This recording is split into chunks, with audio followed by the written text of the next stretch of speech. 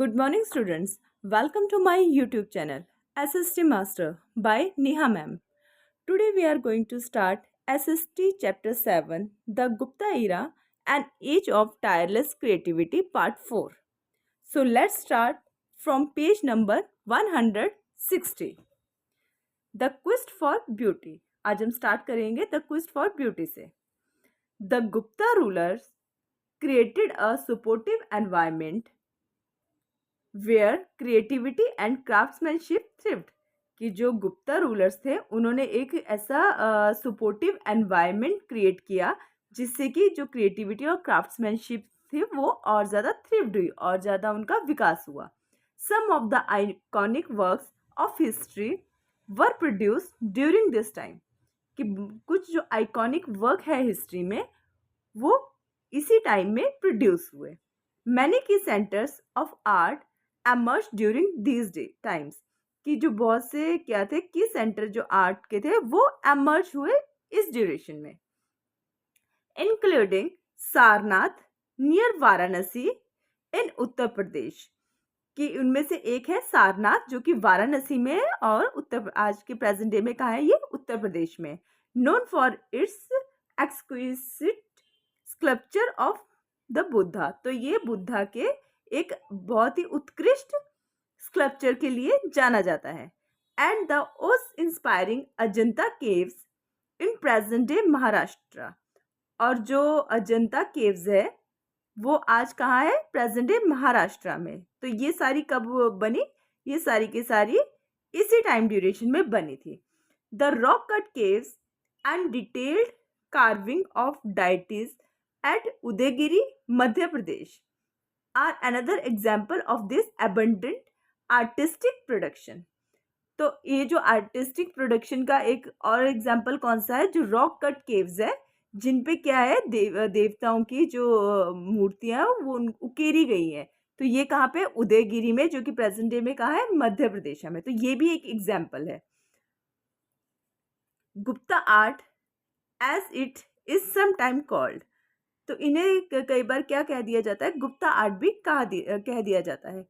Set higher standard of aesthetics and beauty that left a lasting impact. See figure 7.15 to 7.18. तो जो Gupta art इन्हें बोल दिया जाता है और इन्होंने क्या किया? हाई स्टैंडर्ड सेट किए एस्थेटिक और ब्यूटी के और जिसका कि बहुत लंबे टाइम तक इम्पैक्ट पड़ा रहा. नेक्स्ट है the decline of the Guptas. अब हम पढ़ेंगे कि गुप्तास का डिक्लाइन कैसे हुआ. By the 6th century CE the Gupta empire began showing sign of decline as the later ruler faced challenges from external invasions. कि by the 6th century CE में Gupta empire के क्या है साइन शो होने लगे उसके डिक्लाइन के.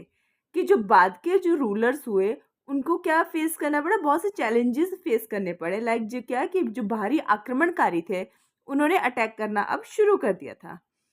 The fierce Huna tribe from central Asia repeatedly attack the empire. कि जो सेंट्रल एशिया में हुना ट्राइब थे उन्होंने बार बार इस एम्पायर पे अटैक किया. Weakening it's control over north India. इससे क्या हुआ? नॉर्थ इंडिया में इनका जो कंट्रोल था वो वीक हो गया.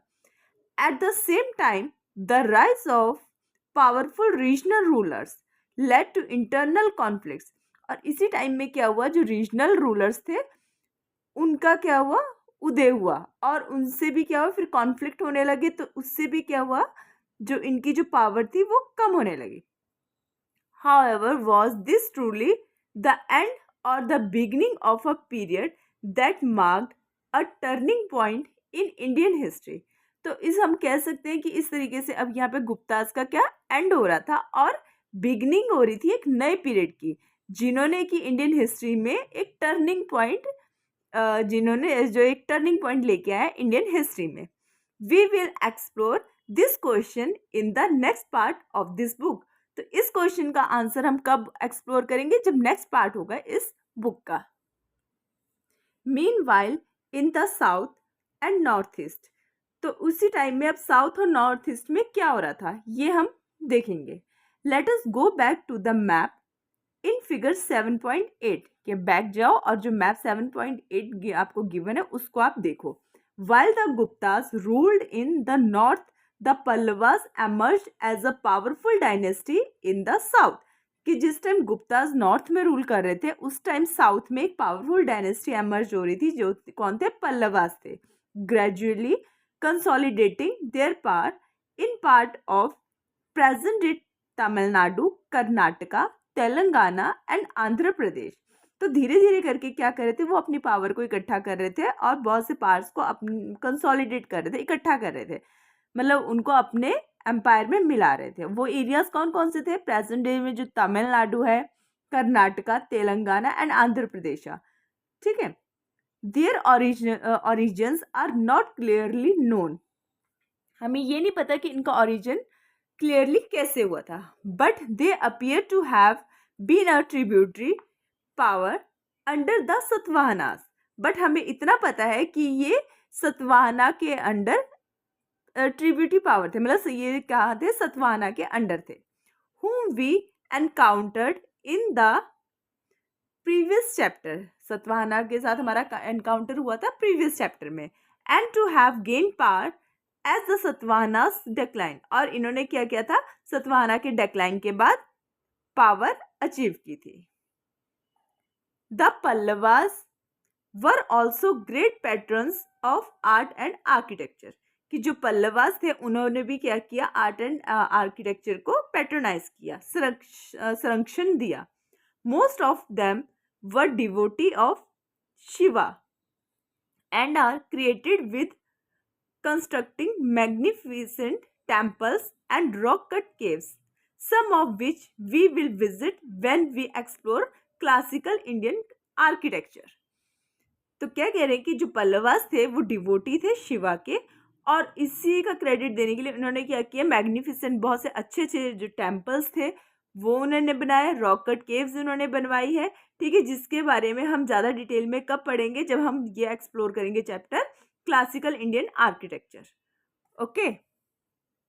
The capital of the Pallavas Kanchipuram in present day Tamil Nadu. जो पल्लवास थे उनकी कैपिटल क्या थी? कांचीपुरम, जो कि प्रेजेंट डे कहाँ है? तमिलनाडु में. इसको भी आप अंडरलाइन कर दो कि पल्लवास की कैपिटल क्या थी? Kanchipuram. Often known as the city of 1000 temples. कि उसे हम कई बार क्या कह देते हैं? City of 1000 temples. अब ये भी क्वेश्चन आता है कि सिटी ऑफ 1000 टेम्पल किसे कहा जाता है? तो ये है, इसका आंसर है Kanchipuram. Developed as one of the major centre of learning in the south. कि जो कैसे डेवलप हुआ? एक मेजर सेंटर ऑफ लर्निंग था in south. The establishment of ghatika centres of learning that emerge during the reign of the Satavahanas. कि जो घटिका है, जो सेंटर ऑफ लर्निंग है, वो एमर्ज हुए थे during the reign of Satavahana के शासनकाल में. Fostered an environment for education and intellectual growth. तो इन्होंने क्या किया? ऐसा एनवायरमेंट इन्होंने वहाँ पे क्रिएट किया जिससे कि एजुकेशन और इंटेलेक्चुअल ग्रोथ हुई. In the north eastern region the Kumarapura kingdom ruled by Varman dynasty. कि जो नॉर्थ ईस्टर्न रीजन में क्या था? कामरूपा जो रीजन था वहाँ पे कौन सी डायनेस्टी थी? वर्मा डायनेस्टी थी. ठीक है. Extended over the Brahmaputra. वो कहाँ तक एक्सटेंड थी? ब्रह्मपुत्र वैली तक. Broadly present day Assam. जो प्रेजेंट डे में कहाँ है? आसाम में. And northern part of present day Bengal and Bangladesh. और नॉर्दर्न पार्ट में कहाँ तक थी ये? बांग्लादेश और बंगाल तक. An ancient name for the Brahmaputra valley of Assam is Prayag Jyotisha. कि जो ब्रह्मपुत्र वैली है आसाम की, उसका जो एंशिएंट नेम था वो क्या था? प्रयाग ज्योतिषा था. Mentioned in the Ramayana and Mahabharata. ये रामायण और महाभारत में भी मेंशन्ड है. The latter text mention Bhagadatta king of. और आगे क्या मेंशन है कि जो भागदत्ता है वो कहाँ के किंग थे? The king of Prayag Jyotisha modern day Assam के जो भागदत्ता थे वो किंग थे प्रयाग ज्योतिषा के, जो कि मॉडर्न डे असम में है। As fighting on the side of Kauravas in the great war, की जो ग्रेट वॉर हुई थी उसमें उन्होंने कहा किस तरफ से वो लड़े थे, कौरवास की तरफ से वो लड़े थे। And some historical ruler claimed him among their ancestor, और सम हिस्टोरिकल रूलर ऐसे भी हुए जिन्होंने उन्हें अपना एंसेस्टर, अपना पूर्वज क्लेम किया है। But that as it may, the Kamarupa kingdom was a prominent cultural and political centre. Temples and monasteries flourished as hub of learning, कि जो कामरूपा किंगडम था वो प्रोमिनेंट सेंटर था किसके लिए, कल्चर और पॉलिटिकल एक्टिविटीज के लिए। और यहाँ पे बहुत सारे टेम्पल्स एंड मोनेस्ट्रीज थी जो कि अच्छे से फ्लरिश हुई और ये लर्निंग का हब बन गया था। Both the Pallavas and Kamarupa are mentioned in the Pragya Prashasti we saw earlier, कि अर्लियर जो हमने प्रज्ञा प्रशस्ति के बारे में पढ़ा था उसमें पल्लवास एंड कामरूपा दोनों ही मेंशन है। During his southern campaigns Samudragupta defeated a Pallava ruler but did not take over the region, कि अपने जो सदर्न कैंपेन के टाइम में समुद्रगुप्ता ने पल्लवा रूलर को हराया था, बट उनका जो रीजन था उसको टेक ओवर नहीं किया था। Instead, he let the local kings, including the Pallavas, keep their thrones as long as they accepted his rule and paid tribute. कि उन्होंने क्या किया था कि लोकल जो किंग्स थे इंक्लूडिंग पल्लवास, इनमें उनका भी क्या किया था, उनका जो उनका थ्रोन था उसको उन्होंने नहीं लिया था उनसे, ठीक है। और बट क्या था कि इन लोकल रूलर्स ने क्या किया था, राजा का क्या अधीनता स्वीकार की, कि उन्होंने एक्सेप्ट किया कि अब यहाँ पे समुद्रगुप्ता का रूल है, और उसके बदले में क्या किया था, उन्होंने ट्रिब्यूट दिया था, ठीक है। तो उसके बदले में जो समुद्रगुप्त थे उनसे उनका शासन उन्होंने नहीं छीना था, उनका किंगडम नहीं छीना था, उनको फ्री छोड़ दिया था। बट उसके बदले में वो जो समुद्रगुप्त थे उसे क्या देंगे, वो ट्रिब्यूट पे करेंगे। This helped maintain peaceful relations, तो इससे क्या हुआ, पीसफुल रिलेशंस मेंटेन करने में हेल्प मिली। Under similar conditions in the north east Samudragupta defeated the ruler of Kamarupa but did not take direct control. तो सेम वही चीज थी, नॉर्थ ईस्ट में भी समुद्रगुप्ता ने जो कामरूपा था रूलर जो किंग थे उनको हराया, बट डायरेक्ट कंट्रोल उनके किंगडम पर नहीं किया। By now we have seen this pattern recur quite a few times, और यही पैटर्न कई बार हमें देखने को मिला। The Gupta period was a time of remarkable progress, कि जो गुप्ता पीरियड था वो रिमार्केबल प्रोग्रेस का टाइम था। Its influence stretched far beyond the empire, तो इनका जो इन्फ्लुएंस था वो एम्पायर से भी बाहर तक फैला हुआ था। Shaping art, science, literature and governance for centuries, और काफ़ी सेंचुरीज तक जो साइंस है, आर्ट है, लिटरेचर है या गवर्नेंस है, उसकी शेपिंग इन्हीं रूल्स के अकॉर्डिंग हुई जो गुप्ता पीरियड में सेट किए गए थे।